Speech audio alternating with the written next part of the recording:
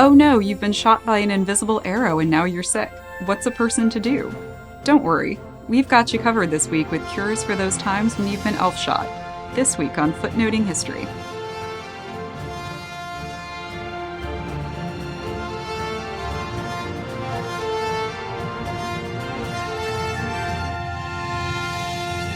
Hello, Footnoting History friends. It's Kristin here, back with probably the best advice you're ever gonna get. What to do if, okay, really, when, you've been shot by a magical arrow wielded by an invisible, preternatural creature, the elf. Remember, if you'd like to make sure you don't miss a thing and you'd like a captioned version of this episode, you can find it at footnotinghistory.com or on our YouTube channel. A very special thank you for all of our patrons who help us keep Footnoting History open access. And further thanks to all of you who have donated to our history cause via our Ko-Fi link or by purchasing some Footnoting History merch. I've put in a good word for you with the elves. You're safe, but you still may want to stick around for this information. This is a topic I honestly love, and it's kind of funny in a way, but also entirely serious, which is the best kind of history in my humble opinion. I am of the very sincere belief that we have to take history seriously, but we also have to have fun with it. And elf charms offer us a way to do both. It's a topic that, well, yeah, it does sound probably silly to most modern people. Most modern people do not believe in elves. We like to think we are so much more sophisticated than that. But at the same time, a lot of us do believe in supernatural, or if you prefer, non-natural things in our very incredible universe. Things like miracles and saints and karma and luck and maybe ghosts, and you get the idea. Belief itself isn't so much an area for the historian, but the history of belief is. Reza Aslan put it wonderfully, and it stayed with me for years. He said, "History and faith are two different ways of knowing. They have two different criteria of proof. It is valuable for us as historians to study what people in the past believed and think about why they believed what they did, and then how they acted on those beliefs and how those actions influenced the world. And you can definitely do all that with elves. Elves are great. Who wouldn't want elves? Well, you might not. They apparently attacked people and animals a lot. So much so that remedies against elf attacks are their own unique category in some medieval medical texts. There are a lot of these remedies, you guys. These elves weren't Buddy the Elf elves. They were originally understood to be these ambivalent, amoral creatures in Germanic, Celtic, and Scandinavian medieval folklore. Not totally unlike the jinn in Arabic folklore. Lots of cultures have these things, but then they underwent a sort of elf evolution, if you will, in the Middle Ages. Elves show historians an adaptation of folk or pagan practices to Christian ideas in the medieval manuscripts where we find them. We're mostly going to be sticking with early medieval England today because that's where we find the first written references to elves in the 8th century, and where we find the remedies I'm going to talk about for their mischief in the 9th century. That earliest written reference comes to us from a prayer book from the 700s, now held by the British Library in London. The reference is actually part of an exorcism, a Christian rite meant to expel a devil or a demon from a person.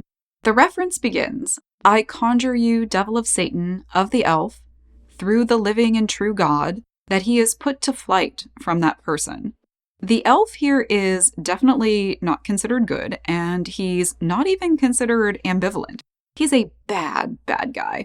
The Cotton Vitellius manuscript of the famous poem Beowulf also mentions elves, and it categorizes them with other monsters. It refers to them as, quote, ogres and elves and evil phantoms and the giants who strove with God.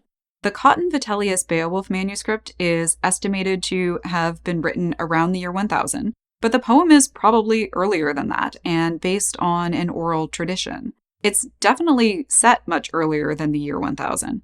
And smack in between these two written references in the 800s is Bald's Leech Book, which is probably the most awesome name ever for a primary source, and where we will find our elf remedies, after I give you just a little bit more background.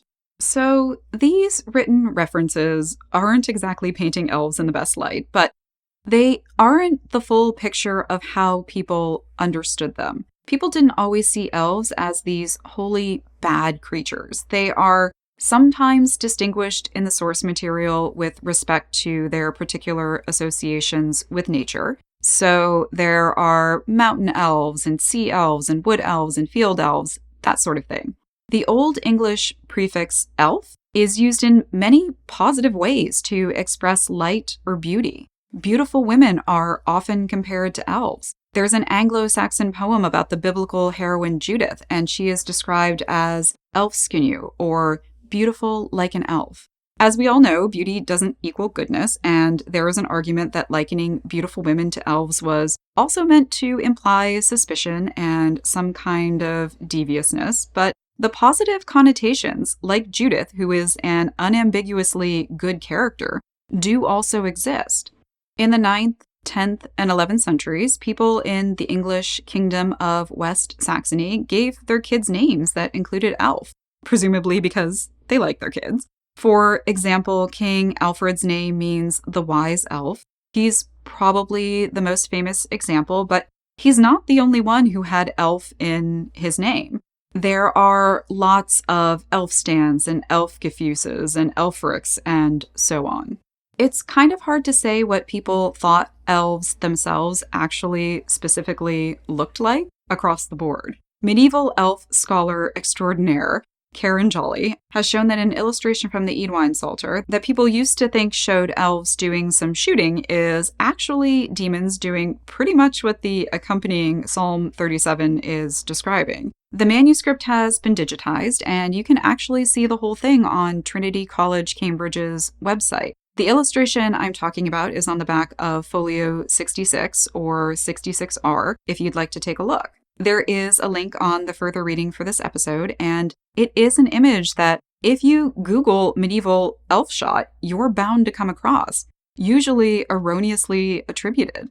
It's really too bad that that's not what it's showing, but that's not what it's showing.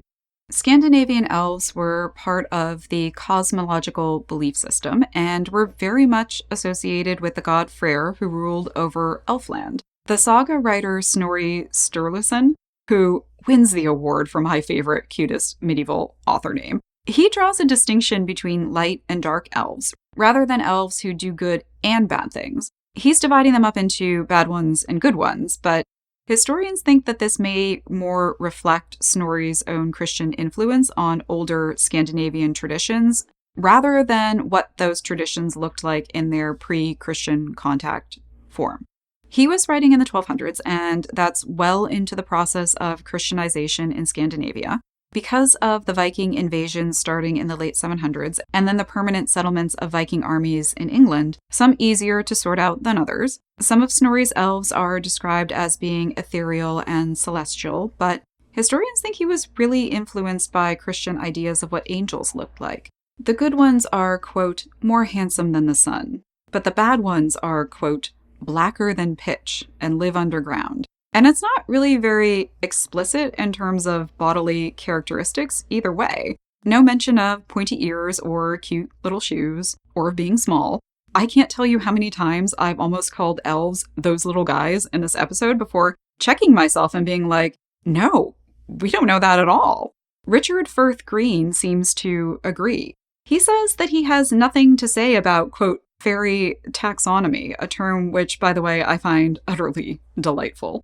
He argues that questions about whether elves are different from fairies, are different from goblins or dwarves or pucks or lutons or kebold, if they're human-sized or smaller, what color they are, how they're governed, all these things are unknowable because we see just so many different versions of these creatures in the sources, and it's better to just think of them as a, quote, class of numinous social humanoid creatures who were widely believed to live at the fringes of the human life world and interact intermittently with human beings.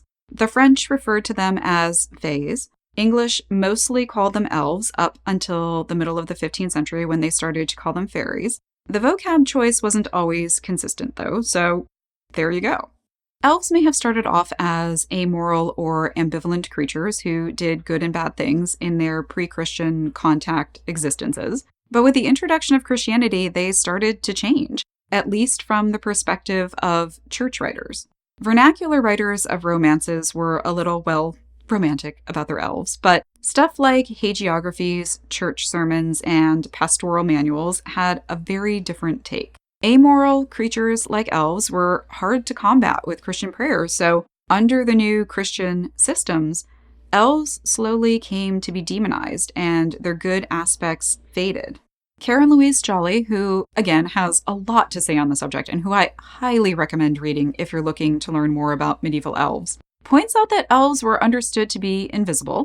They were prone to malicious attacks on humans and animals and sometimes land, and you had to charm them away. And all this took on new meaning in the new Christian system. Elves started to be seen more like fallen angels or demons who also were out to get humans, and so it made sense to conflate the elves with those other beings already in the Christian milieu. Eventually, you start to find sermons being preached in the 1400s that heavily criticize belief in elves as superstition, and anyone who believes in elves are terrible Christians who are really pissing off God. This is a bit after the time period we're focusing on today, but it's something to keep in mind about the future of elves, so to speak. Susan Zavordi writes that in Scandinavian lore, elves were pretty territorial and didn't like when humans invaded their space, and when they did, elves were likely to curse humans with diseases. Anglo-Saxon culture, which was influenced by Scandinavian culture, also understood elves to afflict humanity with illnesses, and these entities were in league with God's adversaries and part of the dark side. In the Middle Ages, these invisible or hard-to-see supernatural creatures tended to shoot their victims, people or animals, with a similarly invisible arrow or spear. And so you needed a cure for when this happened. Historian Joseph McGowan says that the notion that elves could cause physical, mental, or spiritual illnesses seems, quote, commonplace in Old English texts. How did you even know this happened if you couldn't see the bastard who shot you or the arrow he shot you with? It's hard for historians to say exactly since we don't always get detailed descriptions of the affliction. Many medical remedies, and this is true across the board, don't tell you what the symptoms were. The audience is just supposed to know. I mean, sometimes they do. Some elf remedies, for example, talk about yellowish membranes in the eyes, how the fingernails are all messed up, or the eyes have taken on a watery look, but that's not exactly a whole lot to go on. Historians are left to assume that sometimes these magical invisible arrows were the cause of an affliction that had no other explanation, but the specifics are left to a lot of interpretation. People did look for medical or natural explanations for diseases and illnesses. I cannot stress that enough. People were not all quick to jump on the elf train to explain diseases because they were just stupid or superstitious medieval people, and what else can we expect from them? You are too smart for that, and you're not here for that simplistic nonsense.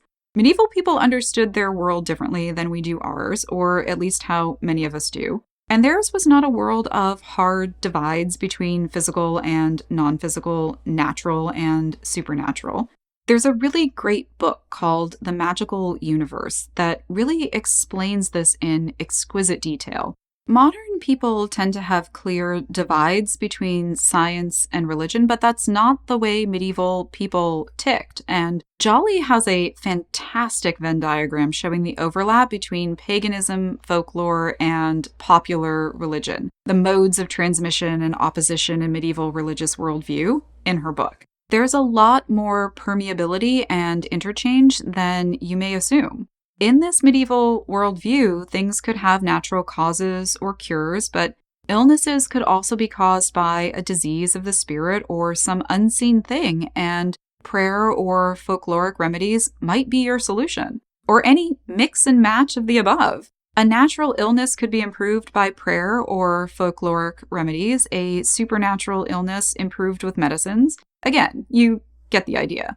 Zavordi finds infectious diseases to be especially linked to devils and elves in the medical literature, as well as illnesses that produce high fevers like jaundice and the so-called Lent disease, which historians think was maybe something like typhus. Maybe jaundice was what those yellow membranes in the eyes were about. It's a theory. Really high fevers can cause brain damage and, quote, abnormal posturing, which could be blamed on those damn elves. A lot of scholarship highlights the connection between elves and possibly epileptic or epileptic-like episodes. So, you've been Elfshot. Great. Now what do you do? Well, a good first reference is that Bald's Leech book I mentioned a little earlier. Leech books are a category of medieval English medical texts. Bald's wasn't the only show in town, but he's probably the most famous of them now. Leech is an Old English word for medical practitioner. Sorry to disappoint all of you who thought this was going to be a book about bugs. That's the medievalism trope about medicine. They like to bust out the leeches to cure you of whatevs. I've got to tell you, I've looked at thousands of medieval medical recipes, and I've seen leeches, as in leeches the bugs, used only sparingly, and it's usually in surgical texts for cleaning wounds. And hey, pearl clutchers, get this. Modern medicine also has medical grade leeches that are great for things like very localized bleeding in difficult to treat areas, like noses that have very thin tissue. We also use hyaridin, which is something leeches produce to prevent blood clotting. So there. But anyways, leech in this context means a medical practitioner, and a leech book is a medical practitioner's book of medical remedies. Bald's Leech book is actually bound together in a single manuscript with two other Leech books, Leech Book 2 and Leech Book 3.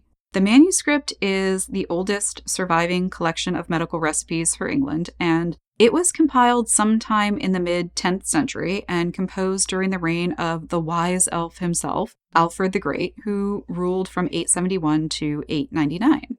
The whole thing is about 100 folios, or manuscript pages.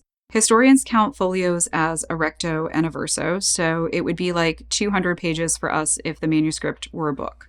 This was a sizable manuscript. The texts are organized by disease, and there's at least 4 different people's handwriting in them.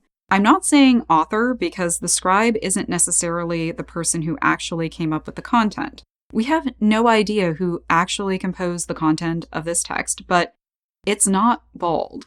Bald is the name of the medieval owner of the manuscript we called Bald's Leech book and Leech Book 2. And we know this because he tells us.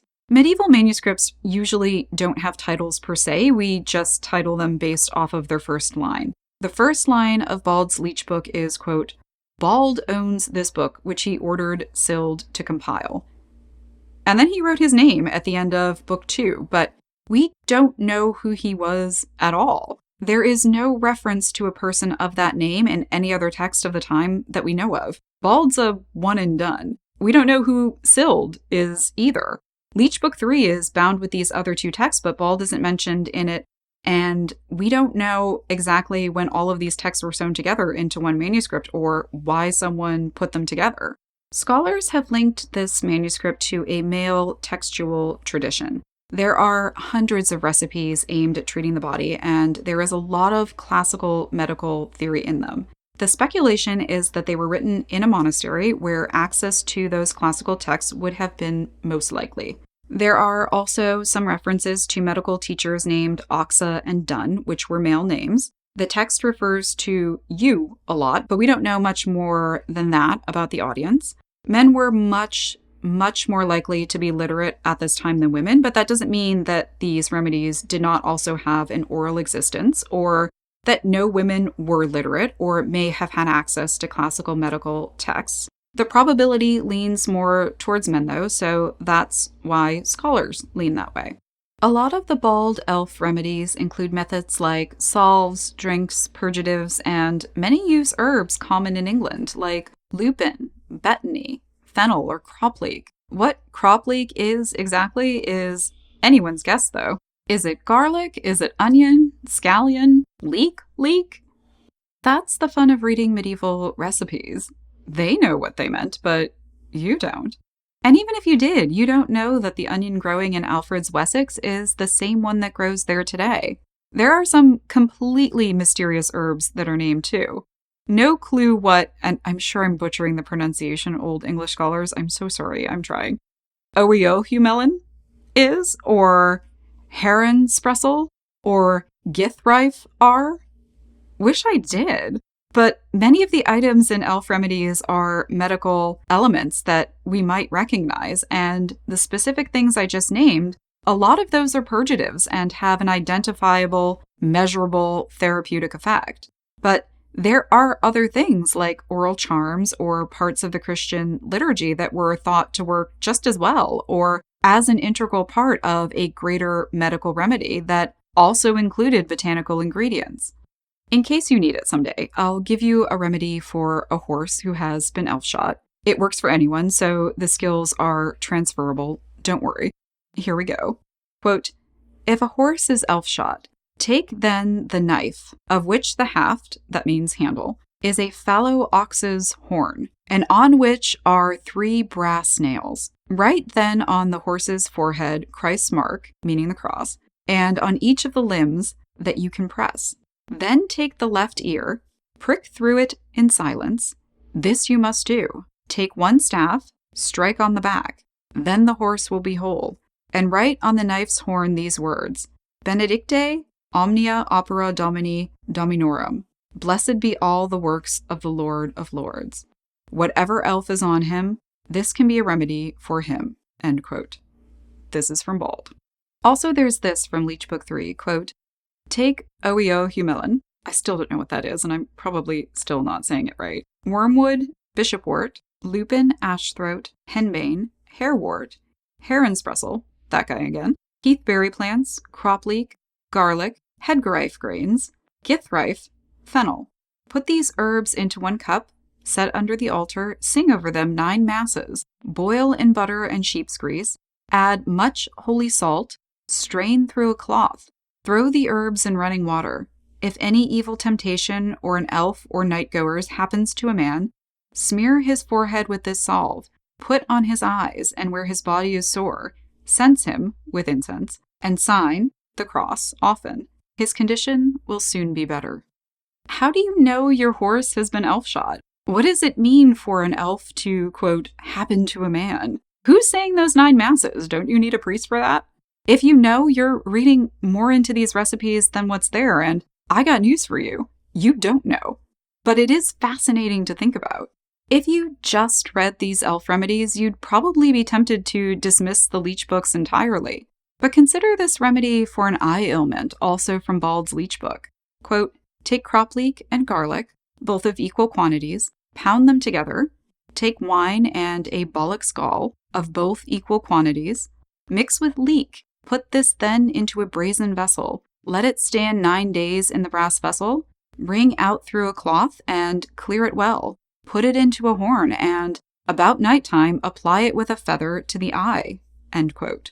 It's an eye salve, you guys, which is a type of medical application we use today, and it has herbs and naturally occurring ingredients that we might be more inclined to think have medically active properties. Science has long verified the therapeutic benefits of garlic and leek and onions, especially garlic, which has antifungal, antiviral, antiparasitic, antimicrobial properties. I'm not sure I'd want to stick it in my eye, though. But get this. Scientists at the University of Nottingham found that this eye salve from Bald works. They made what they think is the recipe and found it to be effective against MRSA, that antibiotic-resistant superbug, at the same level of vancomycin. And I know what you're thinking. This is all very exciting, and it is, but we need to think about it a little more. Researchers don't know why Bald's recipe works. They did find that you had to use all of the ingredients he said. Alone, they did nothing, but how do you really know what those ingredients were?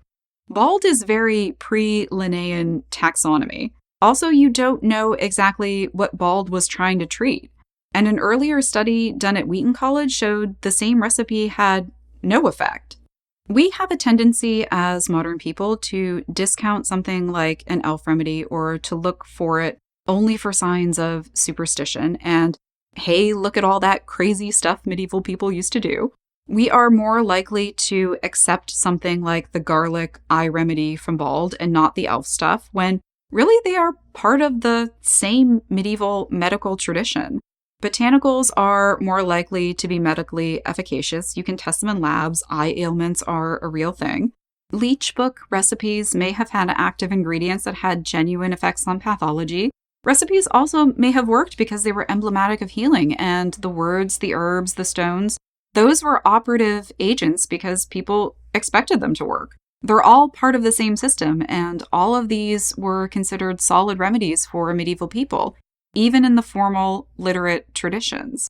And now you know what to do if you, or your horse, are ever elfshot or afflicted by elves.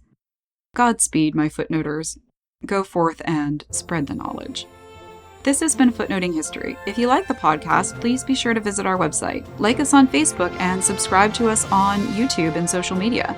If you'd like to help keep Footnoting History open access, please consider supporting us through our Patreon, Ko-Fi, or merchandise links. When you join our Patreon, you get access to our newsletter and mini episodes. We appreciate our supporters and patrons so much. And remember, the best stories are in the footnotes.